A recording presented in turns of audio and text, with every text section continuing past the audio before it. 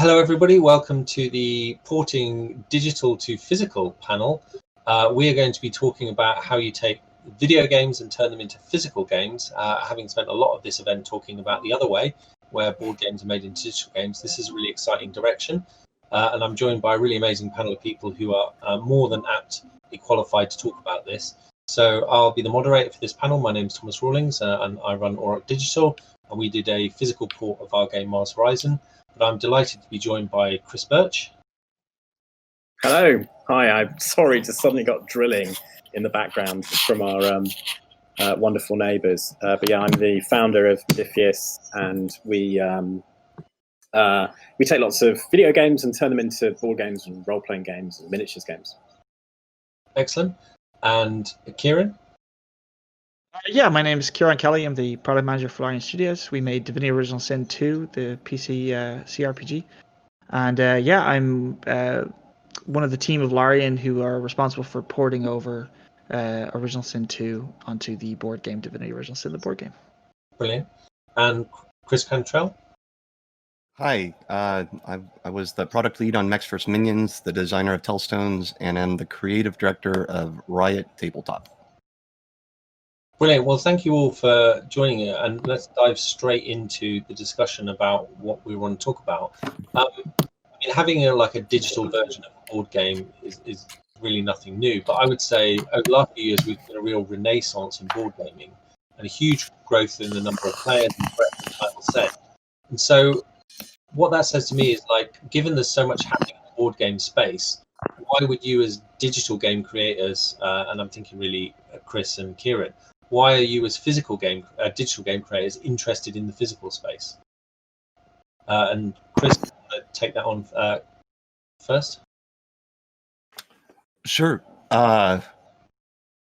Why as a digital game company are we interested in a physical space? That was the question. Yeah. I don't think that Riot really looks at it as different types of gamers, like physical or digital, or at least not in the conversations that I'm a part of. I think we're really just trying to find experiences for gamers, just period. And like you just said, I think that the tabletop hobby has been growing at a really rapid pace, especially over the last 8 to 10 years or so. Due to the emergence of stuff like Board Game Geek and Kickstarter, and kind of the democratization of designs, a lot of these really great games started kind of coming out. And as a video game, as someone who grew up playing video games and playing all different types of as a gamer, I really started falling in love with the complexity and the different types of experiences that I could have on a tabletop game that at the time, and probably in a lot of cases are still the case, especially when it comes to social gaming experiences, like playing with your friends or hanging out. I would get some of that in World of Warcraft, but you get a very different type of social gaming experience right across the way. And so I think that's what drew me to it, was that ability to kind of spend time with your friends, and at the end of it, you've created a memory that feels very personal. Yeah. And Kieron, what's the interest in bringing Divinity into a board game? I mean, it's fairly similar to Chris, to be honest. For us, the priority is to make interesting stories and adventures, right? And to overall bring a sense of fun to our players.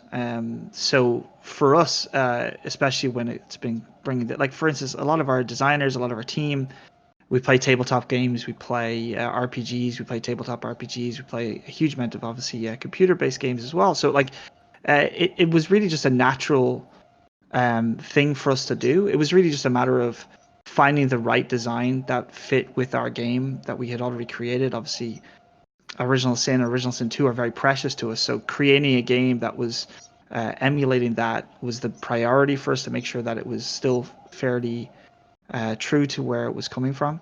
But yeah, it feels almost natural to us that we did this in the first place, because obviously there is a huge crossover between gamers who play both physical and digital mediums. So it just kind of felt natural to a certain degree. And Chris Birch, I mean, why Modiphius is obviously, you mentioned you've done a few digital versions, Fallout, Skyrim. What's the interest in you as a physical publisher? What interests you in digital titles? Well, I mean, any license is access to a big community and an audience. When you compare a video game license or brand to something a bit more old school, like a movie, you generally find that the video games companies are much more clued up to what you want to do. As these guys prove, like Bethesda is also made up. There's a whole bunch of war gamers and board gamers there. So when you try and get across what it is you're trying to make, they're like, oh yeah, we play Warhammer at lunchtime or whatever. So it's pretty straightforward, but also they're super keen to support you and help promote it. Whereas typically a bigger movie license, they're just like, go off and make money, don't talk to us, and why would we want to promote you on our Facebook page? Whereas we find with video games companies, they're like, great, what else can we do? And Bethesda are a great example of super helpful. They've been trying to connect us with their distributors that in different territories, and really wanting to get involved in the community side and promote it, because they get it, and so we get access to. It's just that, and also a very passionate audience. The fan base of a movie isn't necessarily a crossover with board games are role-playing games, where video gamers definitely a higher percentage of people who probably have played it at some point. Well, I want to touch on something that was mentioned in the discussion earlier. I think it was you, Chris, that mentioned it with Kickstarter as part of that renaissance of why games have become so big. I mean, have you? I don't know what interaction you've had with in terms of Riot and in terms of Divinity with crowdfunding at all, or are your projects non-crowdfunded? Have you thought about it, or have you looked at it? What have you found? What have you reflected on in terms of the crowdfunding stuff? And yeah, Kieron, if you want to pick up that one first, and then I'll. I was going to give Chris the floor because I think if you know Larian, I have a lot to say about crowdfunding. But Chris, if you want to take it, I can jump in. Sure. I would say from where Riot has been when we looked at Mechs vs. Minions and Tellstones, we didn't feel like early on in the process was the right time to bring in players and ask. But that's an ability that Riot is kind of.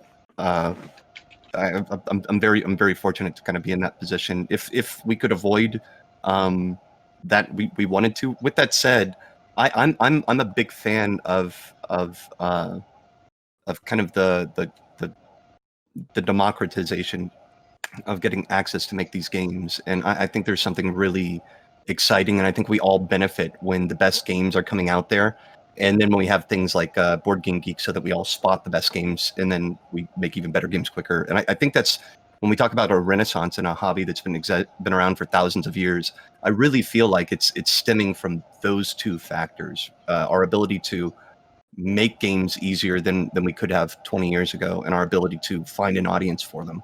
And I think Kickstarter is critical to that second one personally. Now, yeah, that's just my take though.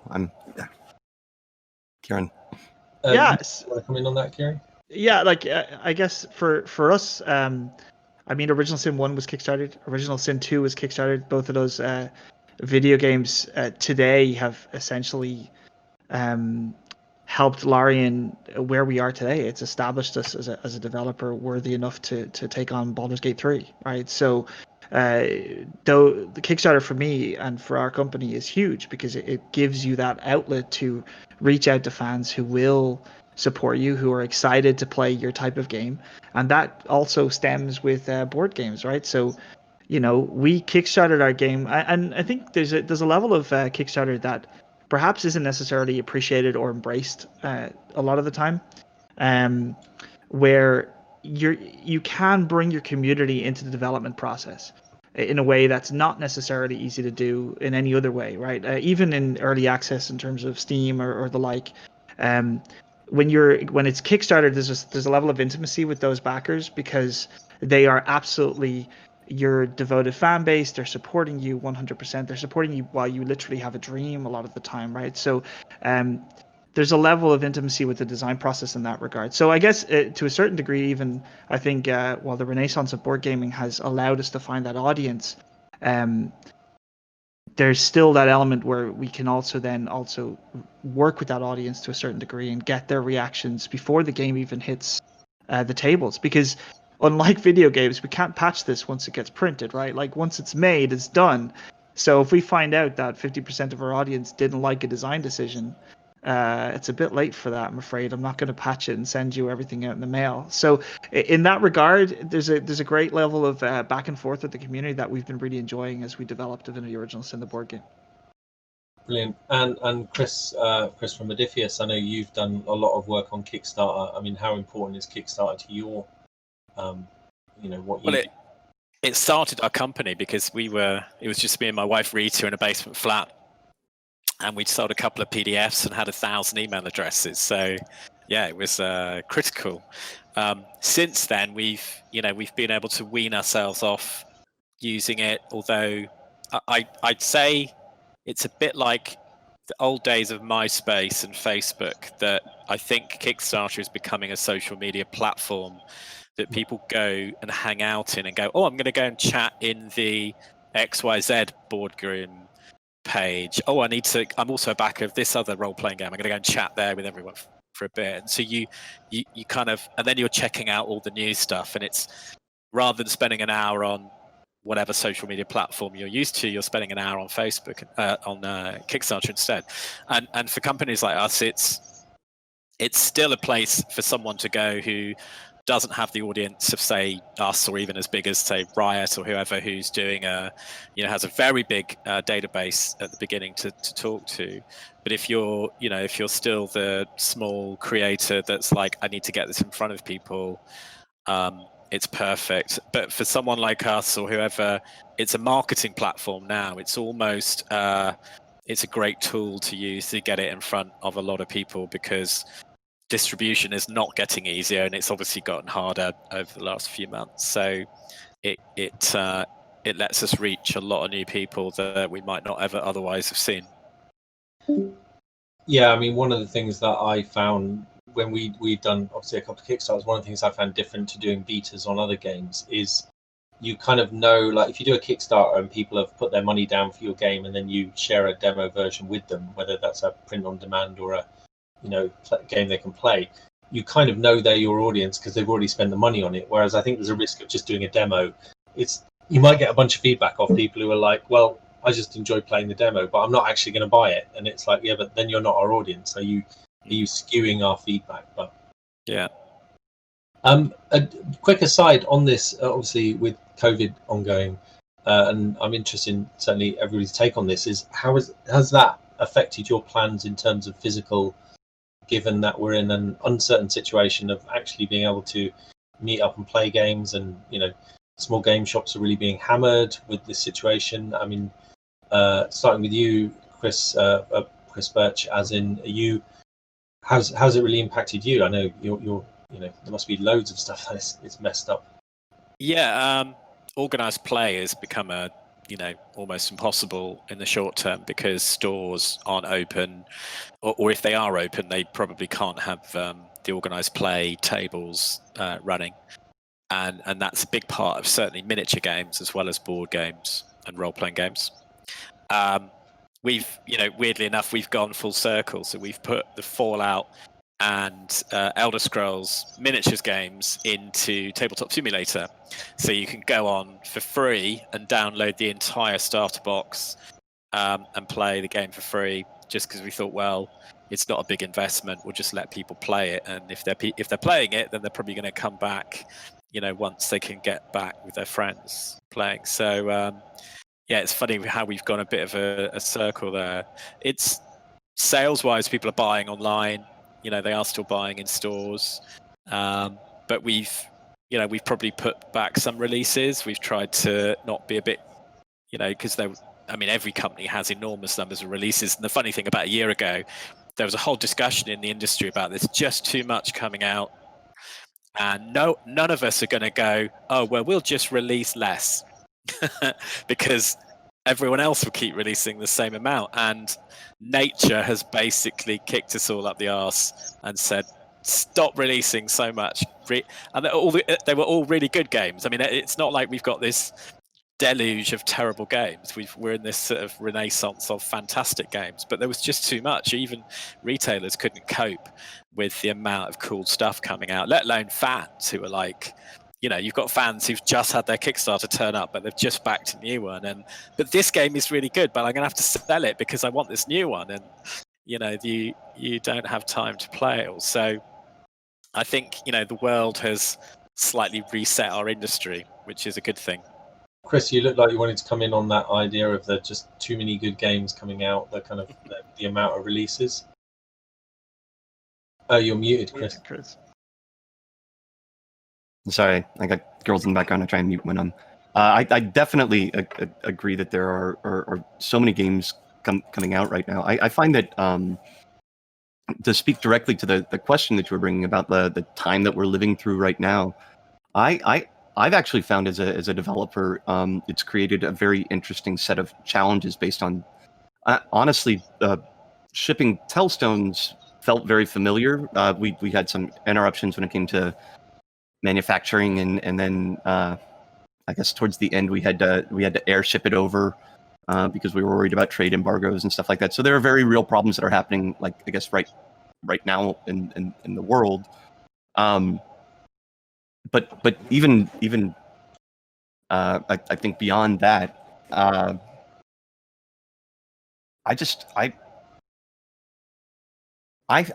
been having a struggle because I don't get to play as much as I did 6 months ago.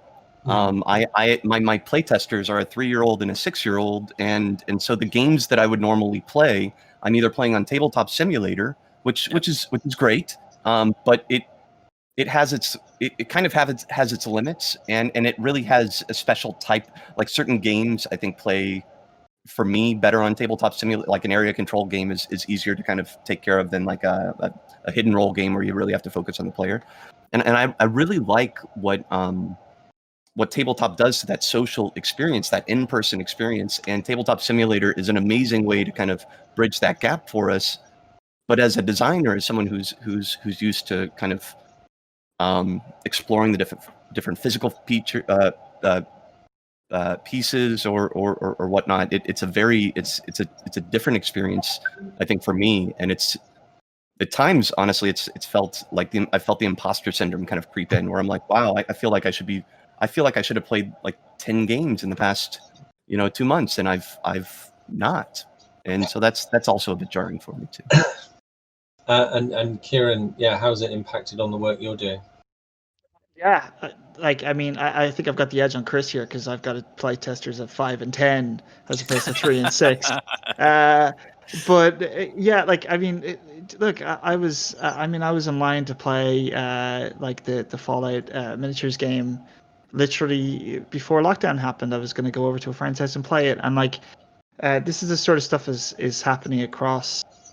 Ironically, now as video game people coming into the physical space, we have gone back into the digital space to somehow test our games, right? So it's kind of like this weird full circle. It's like, no, you get back in your box, please. Like I look, I'm got a deluge of games coming in my way as well. Like I literally just received it right beside me. I've got the massive deluxe edition of Yato beside me, right? So, we have Jeep, Hi. do we? We Can you do. hear me? Yay. Hey, Jeep. Sorry about the long delay. Continue. Yeah. If you, Kieron, if you want to just finish that point, and then we will introduce Jeep. So I guess like in terms of playtesting and everything else for us with COVID, it's come at a, let's say, inopportune time. We were in the midst of production. It definitely slowed some of that down. We were in the midst of trying to line up a serious batch of playtesters for the game, because I mentioned before, we obviously don't want to be trying to somehow patch this or give out rules changes. Like we want to take this very seriously. And so one thing that was obvious to us over the course of finalizing development was that it probably needs a little bit more time in the oven. And I know, Chris, from your history, I'm pretty sure the same thing happened with Mechs and Minions. So like it's that kind of we needed more time to work on it. So we said, okay, well, we were changing the artwork, for instance, and stuff like that. And then the playtesting got completely screwed because of COVID. And so now we've got playtesting happening, but it's a lot more limited where it's in like we're sending copies around the world, and certain countries can have friends over and certain countries can't. And a lot of the playtesting is happening with families and with couples, and certain situations where half the couple is not that interested in playing the game, so then you're getting feedback for maybe not necessarily what you were expecting, you know. So there's a lot of that, and so but that's that.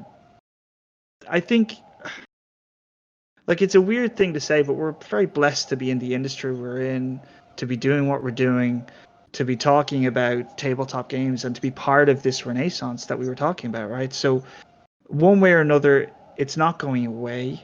COVID, but also the hobby, and the games that we'll make will last a lot longer. So as you said, Chris, maybe things are slowing down a little bit, but what we're doing is still going to impact a lot of people, and it's still going to bring a lot of fun at the end of the day. At least we hope so. Otherwise, we're not doing a good job. Well, at this point, I'd like to introduce our final member of the panel. Last but not least, Jeep, if you'd just like to introduce yourself and say, you know, what you work on in the digital to physical space. Sure, I'm a programmer at Valve. I've been there about 15 years now, and maybe 5 years ago, I started working on a board game version of Portal, which is a game that I made way back when I started at Valve. And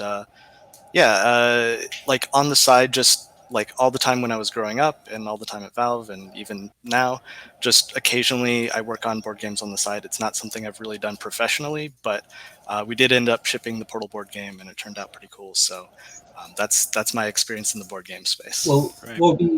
so as a question I was going to put to everybody, but as you've just joined, Jeep, I'll put it to you first. What would you say the key differences are between a tabletop and a digital version? What are the things that really stand out for you, having done this work? What's right. Well, I mean, as a programmer, one of the main things that I do is essentially encode the rules of the game in the game itself. And in board games, it's the players themselves who have to keep track of all the rules in their head. It depends on the game, of course, but for the most part, they have to do the work of making sure the rules are followed and that play moves smoothly from one thing to another. They do all the calculations.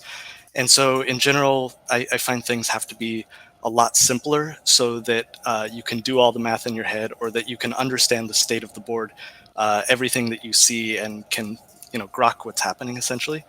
And there's also between like shared information and hidden information, either the cards that you hold or the information you have in your head and what everybody sees on the board. It's very different between that and digital games, where digital games in online multiplayer, everybody has their own screen, so necessarily a lot of the information is more private. Or if you are playing a digital game where you each have different perspectives in the game, then you can see something that some other players can't see, and so you have to do a lot of communication between each other in that sense. So I think that's one of the kind of fundamental differences that changes how you have to approach those types of games. And Kieron, what about yourself on Divinity? What would you say is the kind of big differences in between the two titles? Between digital and physical? Yeah. I mean, ultimately, yes. There's a lot of stuff that would be going under the hood in a game like ours that's not happening in the physical space. But I guess one of the anyone who knows us with Original Sin 1 and Original Sin 2, and even some of our older games, that we like multiplayer in our games, right? So the biggest opportunity with making a tabletop game is bringing multiplayer even closer to the forefront, right? Where it becomes an adventure game in this case, where we are very much working together, which is kind of ironic because for me, because if I was to lean towards a game, it would be usually not a co-op game, right? But in terms of obviously adventure games, they're very co-op driven, and I enjoy them when I've got that group of friends around me that I can actually bounce off and play with. And so that's while we are obviously creating co-op games on the digital space, it's over Discord or likewise most of the time. In fact, probably our most successful co-op mode is when it's on the couch and split screen mode.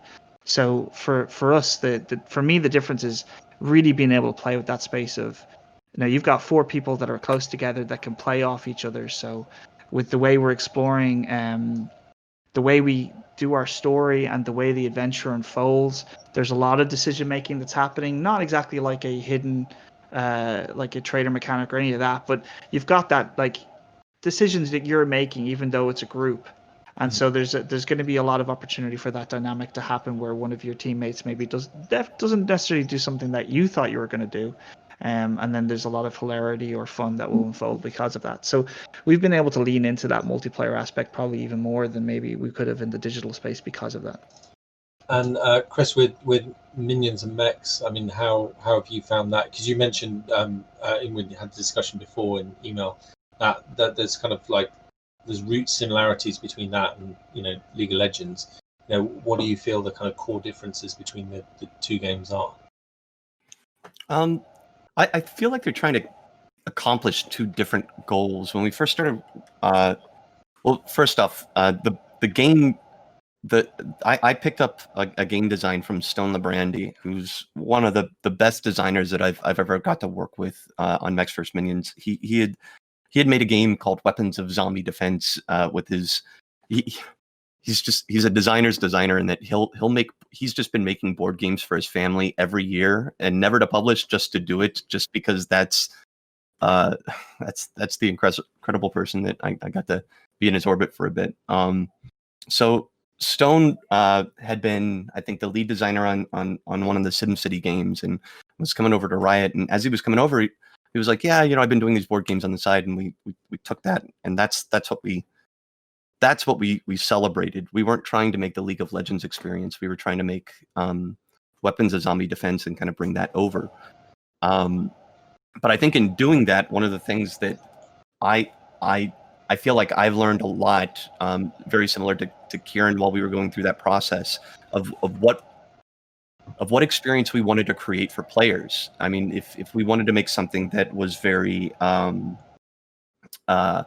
very close to League of Legends, it needed to have a lot of the digital makeups in the background. It had to have a lot of that computation.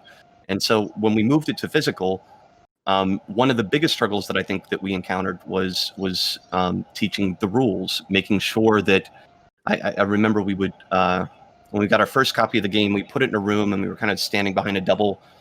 Like those double mirrors like they have in the interrogation scenes in a TV show or whatnot. And they were sitting down, they were playing them, and they're busting it out, and they were having a terrible time, but they were also playing just not the game that we had designed. And I can't. It was such a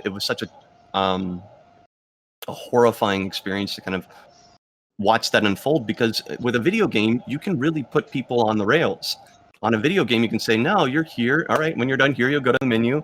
All right, when you're done here, you're going to this scene," or something like that. But on a board game, you're like, "All right, here are your rules. Now go for it and do what we." And you're like, "What are you doing? That's not at all the game that we designed." And it leaves you kind of chasing it a bit. So that was also on the fly as well, right? Yeah, exactly. Yeah. And Chris, at MODIPHIUS, when you sort of ported, Fallout and Skyrim and that over, what do you feel the kind of big differences between those digital games and the experience you've created? I mean, obviously, it's a role-playing game like Fallout does so much under the hood for you. So the last thing you want to do is just recreate that on the table, because then I might as well play the video game. It's so much easier. So for me, it was like, when you always kind of come across or see in the distance the big battles. So I want to have half a dozen super mutants, or I want to have the whole crew of my settlement actually in a fight. So that was one thing. But, things like special are obviously important. Every game has stats, but, Fallout makes a big thing of, the special stats, and everything stands for something cute. So that had to be in it. So there's always a certain amount of abstracting of what is fun about this game? What's fun about Fallout? Well, there's all these kooky characters and mad robots and crazy death claws, and there's this special stats, and then we have the the fact that you can go into use your Pip-Boy to go into the action time, but that's horrifically complicated. So how do you get it across? And it's always tricky it's very tempting to just throw everything in because it's awesome, and you just make this really complicated game, and you have to quite often step back and go, well, this isn't actually fun. So we often look at rules and go, well, how would we simplify that? And could you take those two rules out and make one new rule that does it? And Skyrim's the same. It's what's fun about Skyrim. It's dungeon delves, but now I can do it in co-op. Because you can have 3 or 4 people now working together.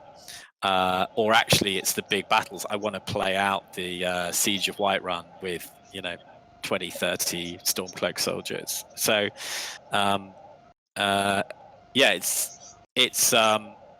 there's always a temptation to overcomplicate, and I think the key thing is finding out what the player has. What do you remember about the game when you walk away from it?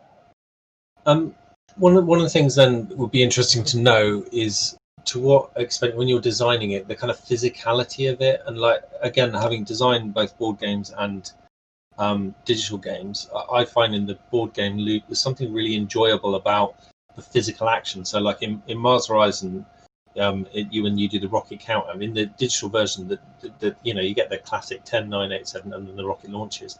We did a countdown in there where when you get to the last 3 numbers, you've got a launch deck, and you've got to place each card down as you count the numbers. And in the rules I wrote, and you've got to count as well. You can't just put them down. You've got to count 3, 2, 1, and the whole physical experience of it. And I felt that was really important with a board game, to have that almost sense of drama of what you're doing in front of your fellow players. I mean, be interested from your own work how that physicality played out. So Jeep, in the Portal board game, how much did that physicality, the objects, the interactions, how did that come into it?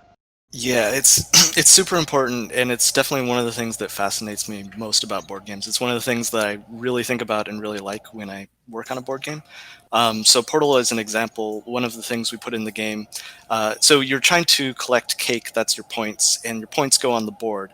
And for other players, they have a chance to essentially take your lead by physically grabbing your cake and destroying it.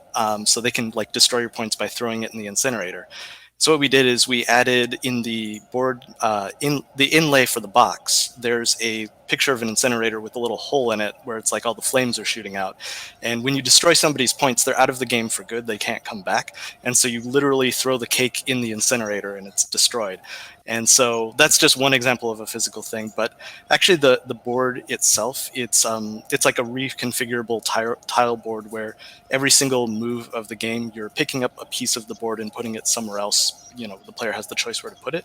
And so the whole game, where it actually started was I wanted to create a jigsaw puzzle, and then it turned into a board game.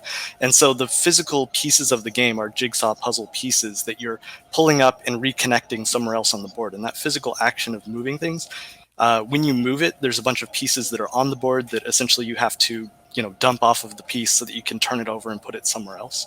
And there's sort of this element of drama that you're sharing with the other players when you pick up one of those tiles and you're destroying all the stuff on it. Everybody can scream no, not my stuff, or oh my god, you got my stuff, or whatever. And it's also connected to the theme of Portal, where all the test subjects are sort of very expendable. They're sort of cogs in the wheel of this machine of testing. And so instead of the way Gladys thinks and the way the people who run the facility think is that humans are just some cog in the wheel. They're very abstracted, and so when you see these human characters as just little figures on the board, they're these abstracted figures, and you sort of take away this mental image of, hey, we're actually killing all these people in order to solve this problem that gets us the thing that we want. And so all of those things play into the physical aspect of the game. And yeah, the moving pieces from place to place where you choose to move your guys, it's all about signaling your intention to the other players in terms of what you're trying to do, what you're trying to accomplish on the board, and those things are like just so important to how the game plays and feels. And Chris, over at Riot, then when you were working on your work, where did the physicality come into that? Because you're nodding along as we're discussing the physicality, so I'm guessing that resonates. Yeah, I remember when I was working on Mechs vs. Minions, I was watching a video of Rob Davio where he was talking about a study that they did at MIT for board games when they found out that people they put like skin conductivity sensors on them and they tested them and said like, all right, when do people like board games? And they found that people like board games the absolute most, or at least at MIT, that group of people, when they go to open up the box. There's like a sense of enjoyment, expectation, celebration that happens then. And then they go to learn the rules, and that's where fun goes to die. Just consistently. Everyone just go, oh, we got to learn rules. It's just like... And so I think with MVM, we spent, with both games, we spent quite a bit of time trying to figure out how to celebrate both of those moments differently. So that first moment of engagement when you are unboxing, for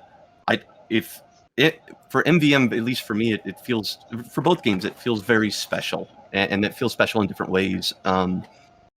But like you open up MVM and there are sealed boxes and there are sealed envelopes, and there's a box that like one of the figures is busting out of, like for the big bag. I mean, there's mystery, and hopefully there's a sense of amazement as you kind of take it out and you're opening and you're like, oh my gosh. I think there's a level of being overwhelmed that maybe comes with the two that I could learn from. But when I think of like bringing that over to board games, I think of those moments. I think of that first moment of interaction when you're looking at all those pieces. And so we would do stuff like we put a wash on all the miniatures because it was something that was so like trivially cheap to do, just to add a real quick paint operation. But I think that the asymmetric value that it provided to players was so high. And so I was like, well, yeah, maybe I'm not going to spend $1 per minion, but yeah, I can easily spend half a cent per minion, and let's do that for all of them. And wow, this looks so much better for that, for this much cost. We should do it. So I think there were moments like that we were exploring as well. And Kieron, how about your own work? How does the physicality coming in on the Divinity board game?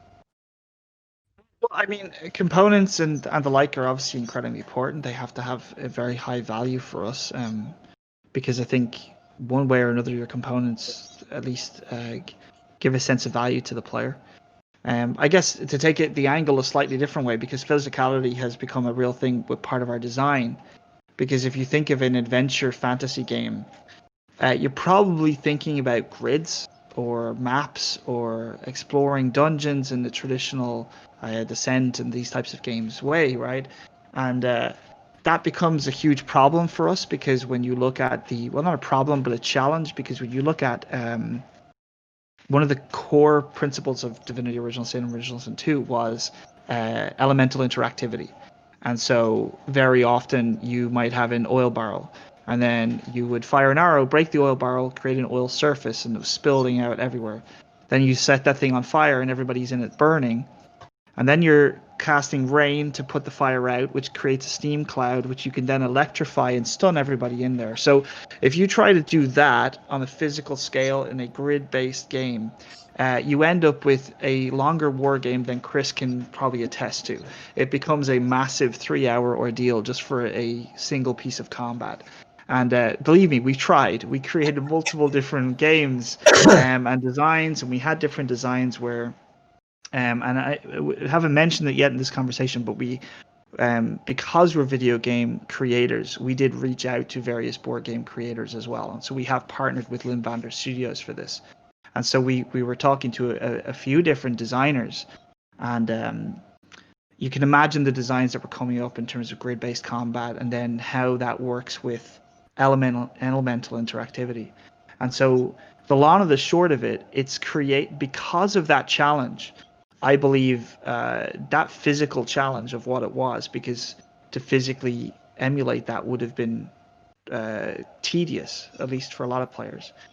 because of that physical challenge, we have now created, in my opinion, an incredibly cool system that's very somewhat abstract, but allows us to meld the narrative of the game in a way that you can't normally do in a grid-based map. And so you now have this great meld of narrative and location-based gameplay. And we're able to have all the elemental interactions without an excessive amount of complication that would have been done under the hood of the video game. So yeah, physicality to a certain degree was actually quite a large challenge that by overcoming it, we ended up doing something completely different that we would have perhaps not done if we had just done the natural thing. Does that make sense?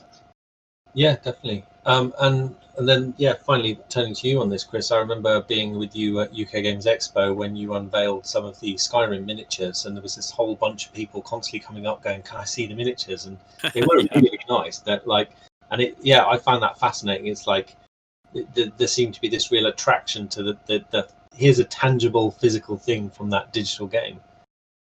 Yeah, when I first pitched the idea of the Fallout Miniatures game, all I could think of in my head was all the awesome miniatures, and probably completely the wrong way to start about designing a game is as soon as the deal was done, I just went to our sculpting team and just went, sculpt cool stuff now. So I was just like, do T60s, do Nate and Nora, do robots, do everything, because we're going to use them at some point. We'll figure out a way to build them into the rules. But I knew, we would pretty much use everything. So yeah, it's very much with a miniatures game. It's definitely the physicality of those awesome, beautiful miniatures. And I mean, obviously, we know from research that half the audience doesn't even play. It's just a hobby. It's collecting, but also painting. A lot of people just want to paint, and they're not really bothered about playing. And a lot of people play and maybe don't paint so well. It's a bit of everything. And when you're doing a board game, I think Chris did himself a disservice talking about Mechs versus Minions, because you cracked the ultimate holy grail of making any miniature fit in any slot in the box. That was must have been the most insane technical job. that came from Noah Adelman from over at Game Trays. I would not have the capabilities. I actually worked with him in pre-production. I don't want to talk to you. Yes, sure, but sure. It was awesome, yeah. And I also we took the idea for the ink wash on the miniatures and used it for Kung Fu Panda, because it was such a simple, cute idea and amazing. I think a few other people are starting to do it now, and it's just transforms the miniatures. I think the trickier thing with things like role-playing games, and which are kind of still part of the board game area, that it's harder to get across that. You can have beautiful artwork and beautiful book, but then you start thinking about dice and dice towers and all the other little kind of cute accessories.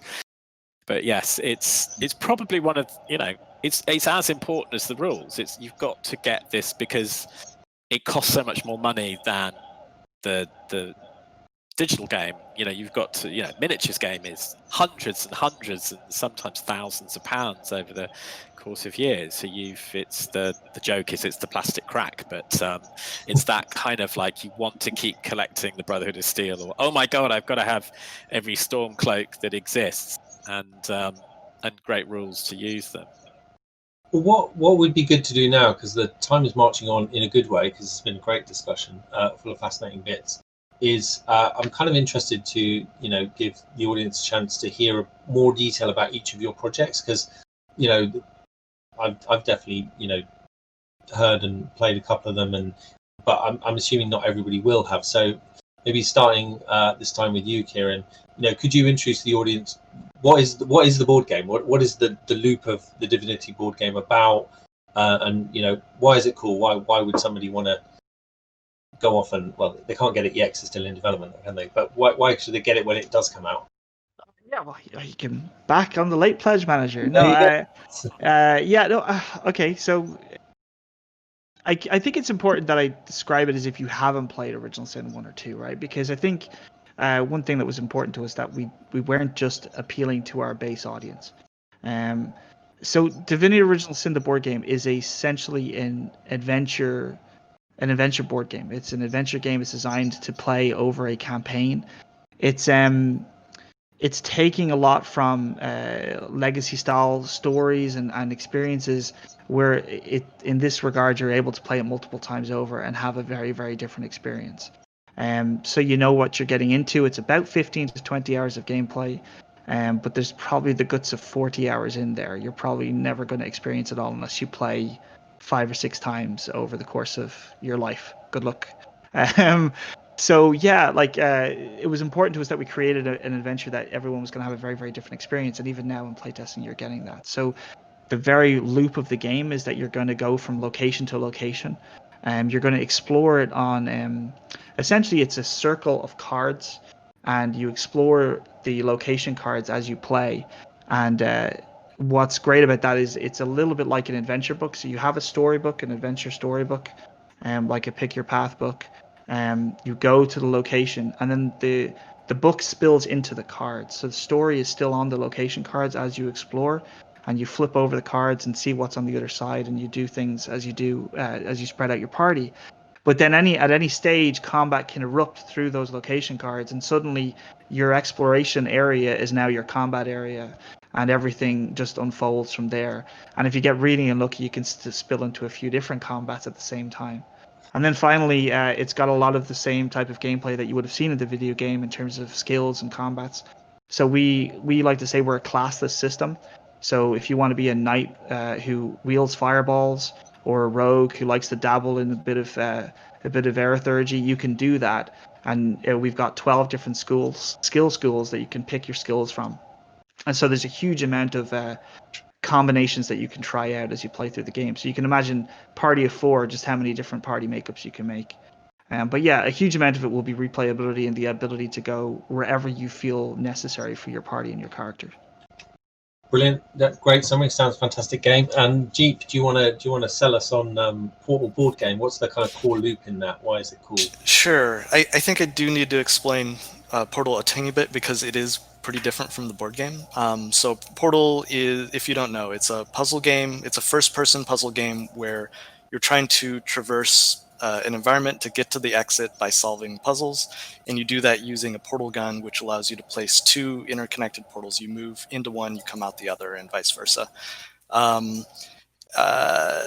the thing about like Portal as a first-person video game, like one of the things that is kind of key to that game is line of sight, in terms of when I'm standing in this position, what can I see and what can see me from this position, and when I get to a different position, what can I see from there and what can I do from there. In first person, this works really well, and there's other like similar puzzle games like Talos Principle and Turing Test that work really well because they also use line of sight in this really like interesting way that just works great in a first-person video game. First-person board games are, I don't know if it's a thing, but line of sight is also kind of not a strength of board games. Like there is games like, you know, Kill Dr. Lucky, and there's like Princess Jing uses line of sight in a really interesting way, in laser chess, I guess, but it's not really a strength of board games. And so to me, like converting Portal to a board game, it kind of loses that fundamental piece that makes the puzzles work. And so it's a different type of game. So one of the main things that we carried over between them was the humor and the characters, like all the theme of the testing facility and the stuff that goes on within that. But also, like, even though it's a competitive multiplayer game, somewhat a party game, it does have puzzles in the sense that when you move your pieces on the board, when you move a piece of the board to change the shape of the board, you're essentially creating a puzzle for the next player to figure out how to solve. And the puzzle, like the goal of each puzzle is like kind of like most games, but competitive games. How do I get more points? How do I get ahead of my opponents? And in the game, I'll explain how it works, but in the game, you want to end the game as soon as you have the lead, because so here's how it works. So the whole board is kind of like a conveyor belt in the sense that you're moving from left to right. On the right side of the board, parts of the facility are being activated and destroyed, and then moved to the left side of the facility, and you keep moving tiles from one side to the other, repeating in sort of this conveyor belt fashion. And each player, they can move their test subjects along the board, and whoever has the most test subjects in a tile that's activated gains the rewards that are on that tile. And so what you're essentially trying to do is get more of your test subjects onto a piece than your opponents, and activate that tile so that you get the point rewards and more test subject rewards. But it's sort of this bidding war where you're trying to like outbid the other players for which tiles you want to have the rewards on, and kind of giving up your losses in some cases. But when you activate a tile, the test subjects on that tile are destroyed, and as soon as any player, including yourself, has no test subjects left, the game ends. And so as soon as you have the lead, your goal is actually to kill all your test subjects, because that's easier than killing your opponent's test subjects. Yeah. And there's sort of this power trade-off where early in the game you're trying to build up your power by getting more test subjects. It gives you more voting power on the board. And toward the end of the game, when you have the lead, you're trying to get rid of your test subjects, which, if you're not careful, gives your opponents a chance to take the lead, because now they have more power on the board. And so that's sort of the puzzle dynamic of the game, is trying to figure out like how to get ahead and then how to exit the game as quickly as possible before somebody else can get ahead. And if you start killing off your test subjects too soon, someone takes the lead, trying to figure out how to flip back into the, okay, let's go back into the mode where we're trying to get more test subjects and slow them down. So yeah, that's the Portal board game basically. But there's a lot of humor in the game. It definitely fits the theme of Portal in terms of like all the comedy, and there's lots of ways as you play that you can just laugh and have a good time. That's the main key to the game.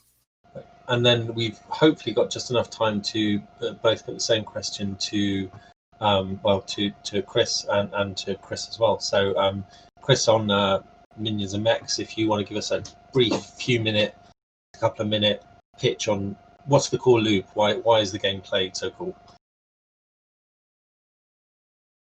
You're muted, Chris.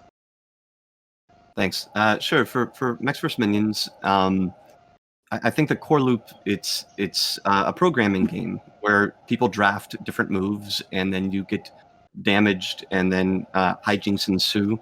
It's a cooperative game for you and your friends. And it's a campaign, and it's an adventure, and it's a silly, whimsical romp, I think. While we were playing it, it was funny.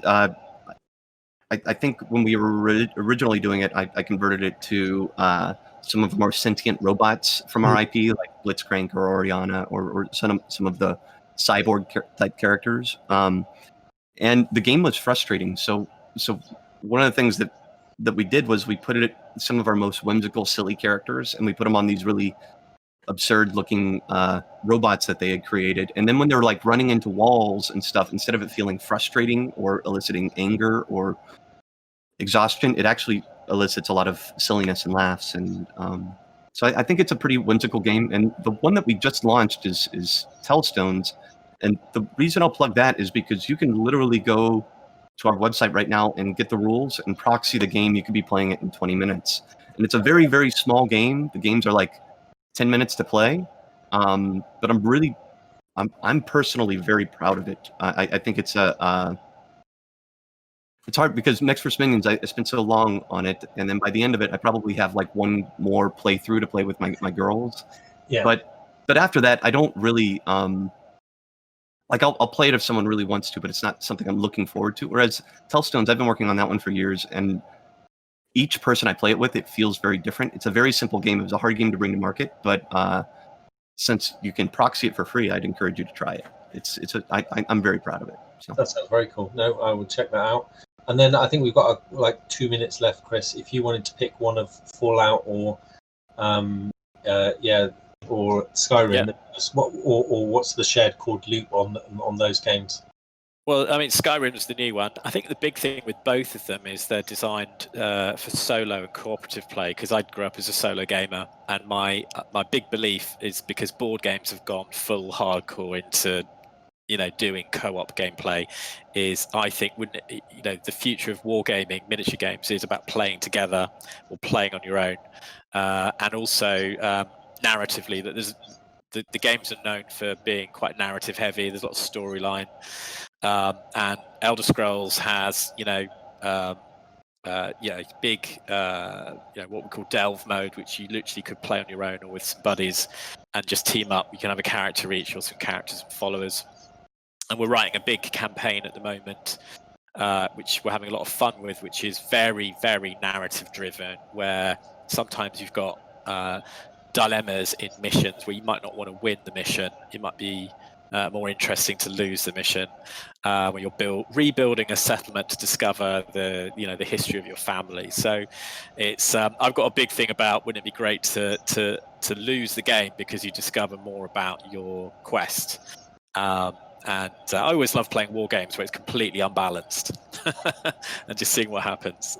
So yeah, our Elder Scrolls is storytelling war games, and that's what we're excited to push.